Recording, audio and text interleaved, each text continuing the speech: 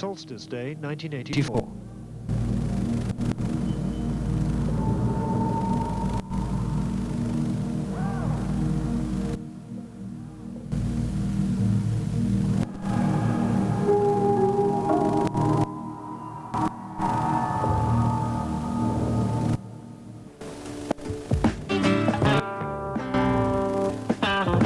'84 saw the 11th Stonehenge Festival, and 30,000 people turned up.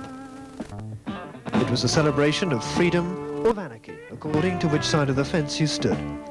But for many here, it was first and foremost a pilgrimage. Stonehenge is our most important festival, and it's also the center of our religious ceremonies. It's our most important festival because it's the one where we all come together, and we all come together for a fair amount of time. After that, we usually split up and go to smaller festivals, one place and another. It is the center of our religious ceremonies. It's where we take people's ashes when they've died and scatter them in the stones. It's where we name our babies. It's where we do all sorts of things like this.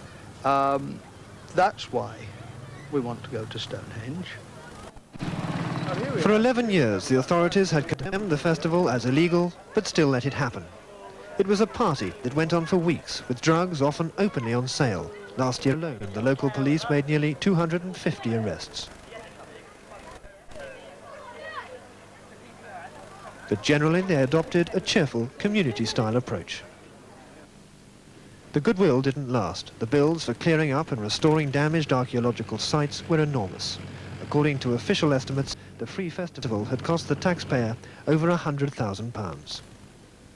By this time, the authorities had had enough. English Heritage, who owned Stonehenge, the National Trust, who owned the land around it, and the County Council, who owned the highways and verges, joined forces to try to stamp out the festival once and for all.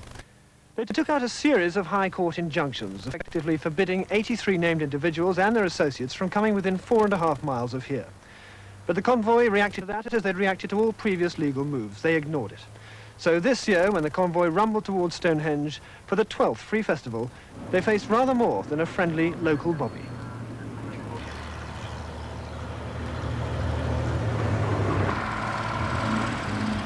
Very much carnival atmosphere. You know, everybody was happy. You know, we were going on holiday, going to Stonehenge. And then we came down towards Amesbury, and they had the police had a roadblock. So we were diverted to the left along Country Lane, and again they'd put a roadblock up. I was about 3/4 of the way along, but it seemed that simultaneously at the back and the front they were attacking vehicles, and it was totally unprovoked. A lot of us pulled into the field and sort of regrouped, had a think about it. I, with 3 other people, went to try and talk to the ACC in order to come to some sort of compromise, and there was just no compromise whatsoever. You know, he actually said, you know, that we could either go off the field and be arrested, or they'd come onto the field and arrest us. Listen, your conduct has been likely to provoke a breach of the peace, and the breach of the peace is still continuing. It started with taunting, then stones were flung at the police, and at least 1 bottle of petrol. Reinforcements were sent in as surveillance helicopters kept tabs on the convoy, who by now were regrouping in the field.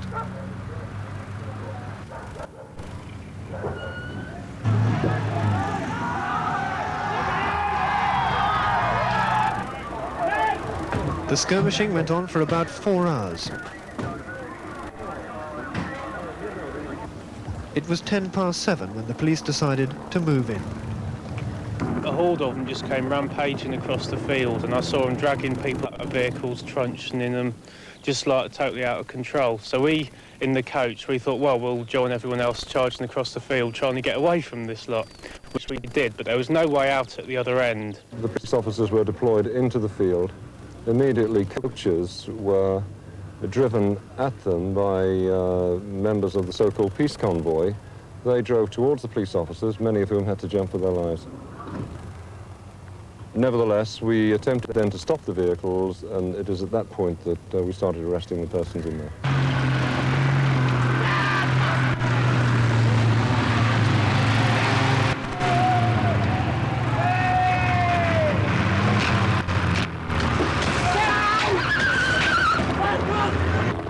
You have no escape.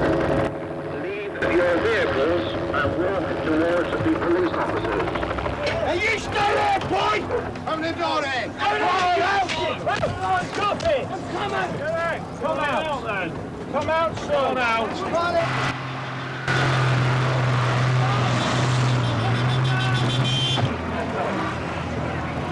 As the windscreen was caving in, I was still in the driver's seat.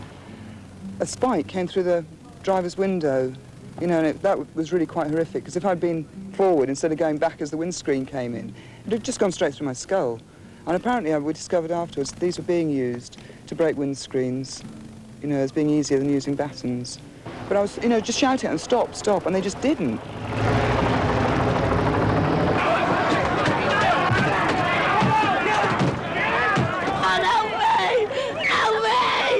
We knew there would be a confrontation. I'm hoping that we'll get through the day without too many people being injured. Either policemen or peace convoy, or the people in the field. Has the operation gone as you expected? Yes, I think so.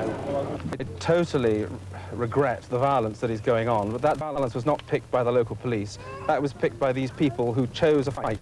They've come from all over the country, and it's been going on for 10 years, and the line has to be drawn.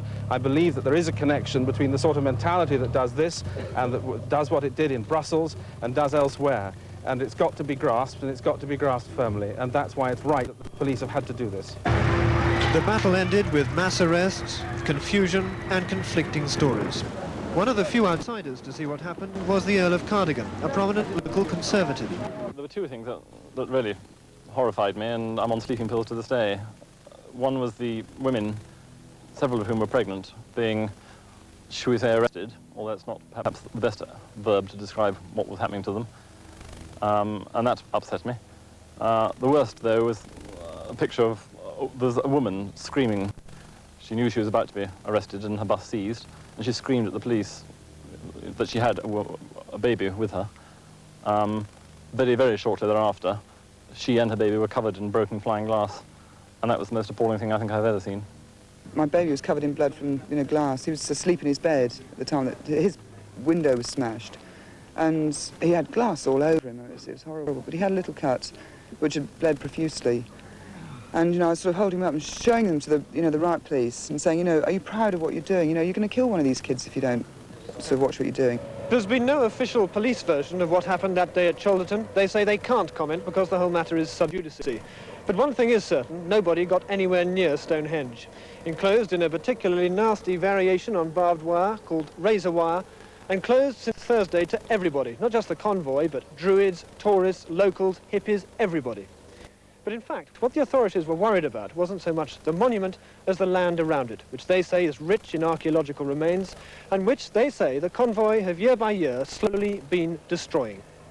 Well, last year there was £100,000 worth of damage, which incidentally was taxpayers' money. There was 1,000 trees uprooted, one of our porta-cabins was set alight, our staff was threatened, the holes were dug, motorcycles turned up the land, and they left 60 burnt-out cars behind. Now, I think it's very important to differentiate between the solstice ceremony, which is a very pleasant, harmless occasion, which only about 1,000 people attended last year, and the 30,000 people which were in the field which belongs to the National Trust, which were there for 6 weeks, which really had nothing to do with the solstice whatsoever. The thing has crept up on us. And I wouldn't deny, I suppose, that perhaps we could have taken this action earlier. Maybe we were wrong not to, but we were trying to accommodate it. We were trying to be helpful until the point arrived where it proved itself to be incompatible. Do you think it might have been easier in retrospect if you had done it earlier? Yes, I'm sure it would have been easier if we had done it earlier, yes. And perhaps more understandable to the convoy, who've suddenly seen an attitude of reluctance, but tolerance, changing to one of force. Well, I won't accept that the National Trust is using force. I'm sorry, but we're not using force. We have taken a perfectly rational decision, which was taken by our council after a great deal of thought. But the police are using force to enforce your decision. The methods of the police are not my business. June the 4th. The convoy have retreated some 20 miles from Cholderton to Savernake Forest, which is owned by Lord Cardigan. But this is a temporary camp. They're still intent on reaching Stonehenge, and by now the police tactics in stopping them are being questioned at Westminster. What I'm very disturbed about is that people can't have a festival, that minority groups, however odd or unusual they appear to everyday people, can be treated in this way. It can't be acceptable to anyone to see the police, as I saw one instance on television, smashing windows of a bus. That just cannot be acceptable as the style of policing that the British are used to, and I'm just not prepared to go down that road. You've seen how desperate the authorities are to keep you out. Were you at all surprised by quite what lengths they go to? I was absolutely shocked and horrified. You see, I've done the negotiations on this for the past 8 or more years. I've negotiated very successfully with the DOE. The DOE used to know how to handle things. I've always considered that we had a reasonable relationship with the Wiltshire Police, more reasonable than in a lot of places. The old tenant farmer who retired a couple of years ago, very dear and personal friend of mine, we'd built up very strong relationships with a lot of people here in Wiltshire. But was the convoy's sense of harmony with the outside world real or imagined? Certainly it didn't extend to English heritage. We have so far contained the peace convoy, which I think are, to everybody's opinion, very undesirable. A lot of people have it on anybody's land. June the 16th, the convoy leaves Savernake just hours ahead of an eviction order obtained by the Forestry Commission who managed the site.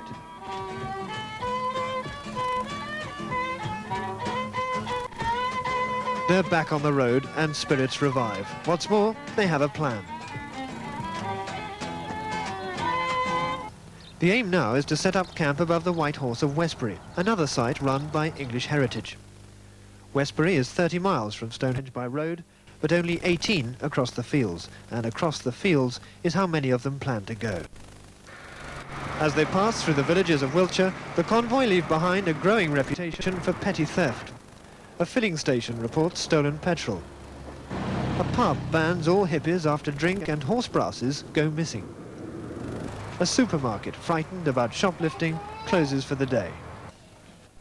But the campers, settling in at Westbury, are happy. It may not be Stonehenge, but it's a good spot, and for the moment at least, they've outsmarted the authorities. Well, we found the other site, it's here.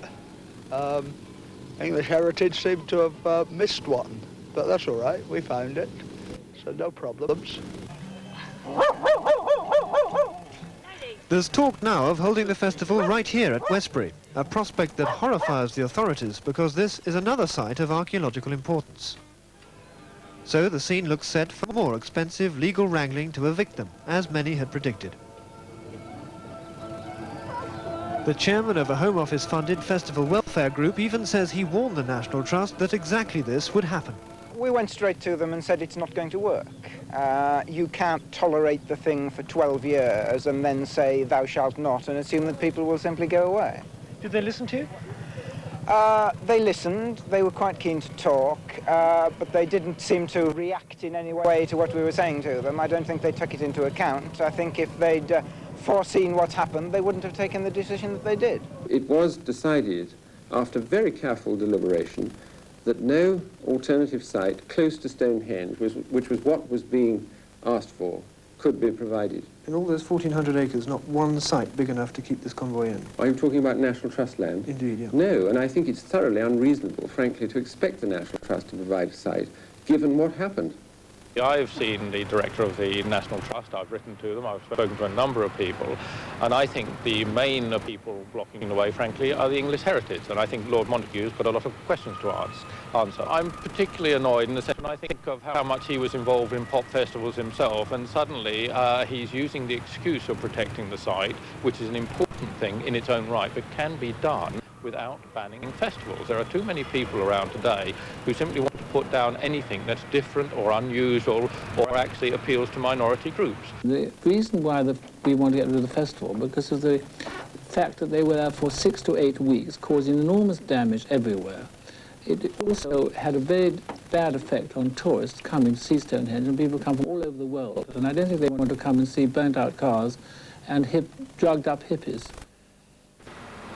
While the debate went on about the wisdom of sealing off Stonehenge, questions were also being asked about the arrests at Cholderton. More than 500 convoy members were arrested on June the 1st. Most were charged with unlawful assembly. There were so many that special courts had to be set up, one of them at Salisbury police station. Yet none of those arrested had actually broken the terms of their injunction. That set up an exclusion zone around Stonehenge of 4.5 miles. And the distance from Cholderton to Stonehenge is 7 miles. So were the police justified in stopping the convoy? Enforcing an injunction isn't the job of the police. You go to the courts for an injunction in civil proceedings if you want to protect some private right that you have. And if somebody breaks or is threatening to break the injunction, then the right that you have is to take them back to the court which gave the injunction and have them, if necessary, fined or sent to prison for that contempt. Police have no role whatever to play in that. The police have declined to make any comment about the mass arrests or confirm whether they were acting to enforce the injunction. Nor will they speak about the force used in effecting the arrests. If you arrest somebody with proper words of arrest that they can hear on a good lawful ground, then the fact that they're in a vehicle doesn't make that arrest any less an arrest, and it may then be proper and necessary to get them out of the vehicle. But only minimum force can be used, assuming the arrest was lawful in the first place. And minimum force means the absolute bare minimum required to bring somebody into custody. Wanton damage has nothing to do with reasonable force. And what about the police methods of crowd control at Cholderton? What are the Home Office guidelines on the use of truncheons? Police truncheons are extremely dangerous objects. They can kill. There is clear guidance that police officers must never use them on the head for that reason. They're only supposed to be used to disable by use on arms and legs. I am satisfied that my officers did their duty in upholding the law. The situation now is that I should continue to maintain the operation which has been set up in the vicinity of Stonehenge, and that we should take such action as may be necessary to prevent any further breaches of the peace and to uphold the orders of the court. June the 20th. 24 hours until the solstice day sunrise, and a monument has been turned into a fortress. Mile upon mile of razor wire is strung out already, but now for good measure they bring in even more. The bill for this alone rises to £10,000. All access to Stonehenge is closed, and for some it appears that even the main road past it is off limits. We were stopped for trying to figure out, looking at a map like to see where we could get to, Glastonbury won't let us go any further, so we tried to either move them back or they'd arrest us for trying to start a pop festival with about 6 of us. Extra police are drafted in throughout the day. Forces from 6 counties are now on standby. In the afternoon, air surveillance is stepped up over the fields and lanes between the campsite and the stones. In case the convoy could come by road, ditches are dug and earth barricades are built up. Troops seal off army firing ranges near Westbury and warn the convoy that the route is dangerous. Light intensifying night sights are issued to spot anyone trying to breach the cordon before sunrise. Battle lines are drawn. Briefings are over. Now the wait begins for the longest day.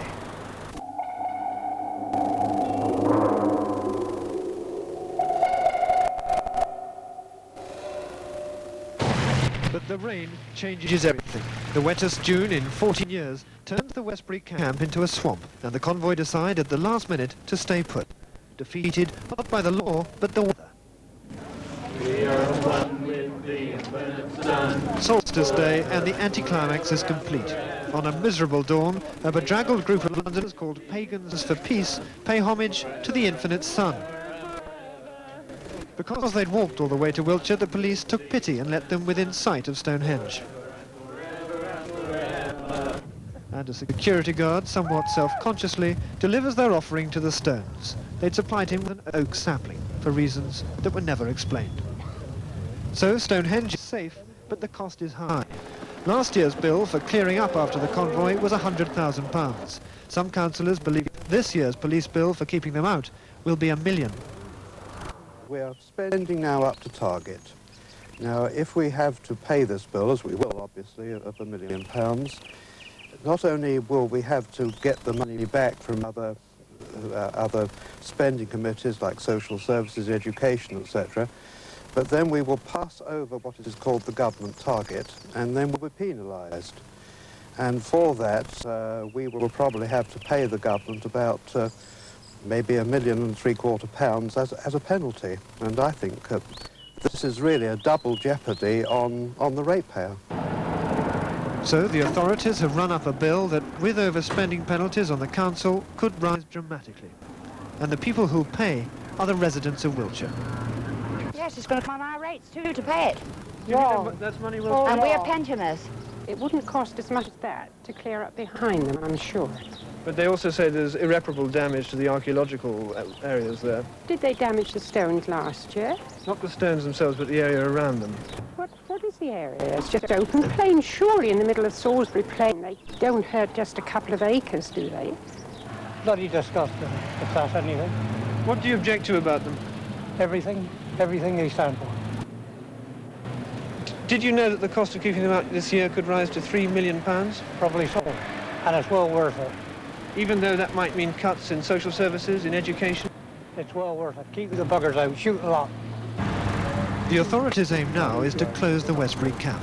They post up prohibition orders forbidding anyone from entering the site for a period of 9 days. English Heritage and the Defence Ministry meanwhile applied to the High Court for an eviction order.